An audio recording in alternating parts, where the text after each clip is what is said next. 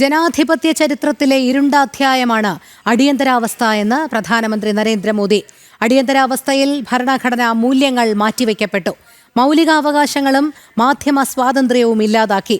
വിദ്യാർത്ഥികളെയും സാധാരണ പൗരന്മാരെയും ജയിലിലടച്ചു. കോൺഗ്രസ് സർക്കാർ ജനാധിപത്യത്തെ അറസ്റ്റ് ചെയ്തുവെന്നും പ്രധാനമന്ത്രി എക്സിൽ കുറിച്ചു. അടിയന്തരാവസ്ഥയ്ക്കെതിരായ പോരാട്ടത്തിൽ ഉറച്ചുനിന്ന എല്ലാവരെയും അഭിവാദ്യം ചെയ്യുന്നതായും പ്രധാനമന്ത്രി പറഞ്ഞു. കൂടുതൽ വിവരങ്ങളുമായി എസ് ശ്രീകാന്ത് ചേരുന്നു. ശ്രീകാന്ത്, അടിയന്തരാവസ്ഥയ്ക്ക് ഇന്ന് 50 ആണ്ട്. ആ ഇരുണ്ട കാലത്തെ ഓർമ്മകളെ നമുക്ക് എങ്ങനെ നോക്കിക്കാണാം? ഒപ്പം കേന്ദ്ര സർക്കാർ ഇന്ന് ഭരണഘടനാ ഹത്യാ ദിനമായും ആചരിക്കുകയാണല്ലോ. പ്രധാനമന്ത്രിയുടെ വാക്കുകളും ശ്രദ്ധേയമാണ് ഇന്നത്തെ ഈ ദിവസം. എങ്ങനെ കാണാം?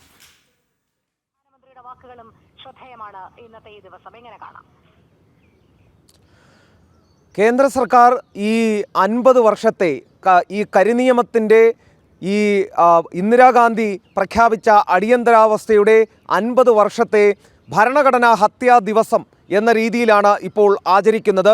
1 വർഷം നീണ്ടു നിൽക്കുന്ന പരിപാടി ആസൂത്രണം ചെയ്യുകയും ചെയ്തിട്ടുണ്ട്. അത് രാജ്യത്തെമ്പാടും ഈ ആഘോഷമുണ്ടാകും എന്നുള്ള കാര്യം, ഇത് ആചരിക്കുന്ന പരിപാടികൾ ഉണ്ടാകും എന്നും കേന്ദ്ര സർക്കാർ വ്യക്തമാക്കിയിട്ടുണ്ട്. അതെല്ലാ സംസ്ഥാനങ്ങൾക്കും ഇതിനോടകം തന്നെ കത്തുകൾ അയക്കുകയും ചെയ്തിട്ടുണ്ട്. സ്കൂളുകൾ, യൂണിവേഴ്സിറ്റികൾ, ഗ്രാമാന്തരങ്ങൾ എല്ലായിടത്തും ഈ അടിയന്തരാവസ്ഥ എന്ന ആ ഇരുണ്ട നാളിനെക്കുറിച്ചുള്ള വിവരങ്ങൾ, സന്ദേശങ്ങൾ എത്തണം എന്നുള്ള കാര്യം കേന്ദ്ര സർക്കാർ എല്ലാ സംസ്ഥാനങ്ങളെയും അറിയിച്ചിട്ടുണ്ട്. മുഖ്യമന്ത്രിമാരും ഗവർണർമാരും പരിപാടികളിൽ പങ്കെടുക്കണമെന്ന നിർദ്ദേശവും മുന്നോട്ട് വയ്ക്കുകയും ചെയ്തിട്ടുണ്ട്.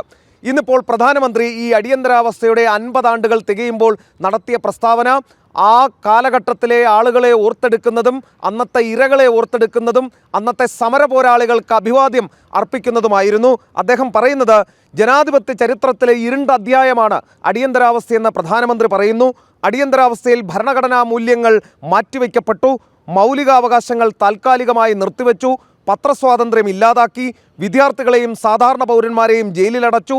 കോൺഗ്രസ് സർക്കാർ ജനാധിപത്യത്തെ അറസ്റ്റ് ചെയ്തു എന്ന് അദ്ദേഹം പറയുന്നു. ഒപ്പം അടിയന്തരാവസ്ഥയ്ക്കെതിരായ പോരാട്ടത്തിൽ ഉറച്ചുനിന്ന എല്ലാവരെയും അഭിവാദ്യം ചെയ്യുന്നതായും പ്രധാനമന്ത്രി വ്യക്തമാക്കുകയും ചെയ്യുന്നുണ്ട്. ഭരണഘടനയുടെ ആത്മാവ് തകർക്കുകയും പാർലമെൻറ്റിൻ്റെ ശബ്ദം അടിച്ചമർത്തുകയും കോടതികളെ നിയന്ത്രിക്കാൻ ശ്രമിക്കുകയും ചെയ്ത കാലഘട്ടമാണ് അടിയന്തരാവസ്ഥ കാലഘട്ടം എന്ന് പ്രധാനമന്ത്രി പറഞ്ഞു വയ്ക്കുന്നു. ഈ ദിവസം ഒരു ഇന്ത്യക്കാരനും ഒരിക്കലും മറക്കില്ല എന്നുകൂടി പ്രധാനമന്ത്രി പറയുന്നുണ്ട്. ദരിദ്രരെയും പാർശ്വവൽക്കപ്പെട്ടവരെയും പ്രത്യേകിച്ച് ലക്ഷ്യം വെച്ചുവെന്നും അവരുടെ അന്തസ്സിനെ അപമാനിച്ചുവെന്നും അദ്ദേഹം പറയുന്നു. അത് സ്വാഭാവികമായും കോളനികൾ ഇടിച്ചു നിരത്തിയതും നിർബന്ധിത വന്ധ്യംകരണവും ഉൾപ്പെടെയുള്ള കാര്യങ്ങളായിരിക്കാം അദ്ദേഹം ഉദ്ദേശിക്കുകയും ചെയ്തത്.